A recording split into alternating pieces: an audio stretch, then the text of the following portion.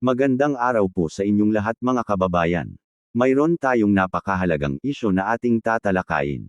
Tungkol ito sa darating na national at local midterm election. Kamakailan lamang isang attorney at IT expert ang nag-upload ng kanyang video. Doon pinaliwanag niya ang tungkol sa isyu. At nag-trending ito sa social media. Ang attorney at IT expert na ito ay nagpahayag ng kanyang opinion sa maaring gawin ng mga hacker sa darating na national at local election. At ito ang kanyang pananaw.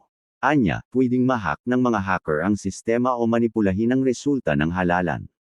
Kaya naman, nagmungkahi ang attorney at IT expert na ito sa komilik ng isang paraan, na pwedeng gawin para maiwasan at mapigilan ang maaring gawin ng mga tao na gustong manipulahin ang resulta ng national at local midterm election sa bansa.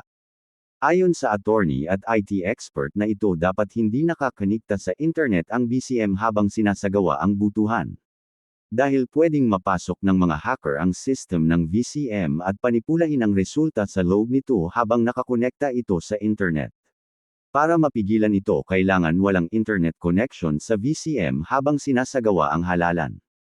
Tsaka na lang ikokonekta sa internet ang VCM kung mag-transmit na ng resulta sa server ng Comelec. Pero imbis na matuwa ang Comelec ay nagalit pa ang mga ito. At dali-daling pamunta sa korte para magsampa ng kaso laban sa attorney at IT expert na ito. Ayon pa sa Comelec isa itong uri ng panghihikayat sa mga hacker. At ayon pa sa Comelec hindi nila aayahan ang mga nagpapakalat ng fake news.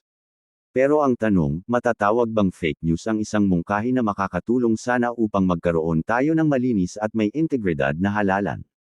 Kaya tuloy, hindi maiwasang magtanong ang mga mamamayan kung ano ang tunay na layunin ng Comelec. Narito ang balita tungkol sa usaping ito. Sinampahan ng Commission on Elections na reklamong paglabag sa anti-cybercrime law ang isang abogado at kandidatong Vice Mayor ng Reyna Mercedes Isabela, ito dahil sa kanyang post sa social media.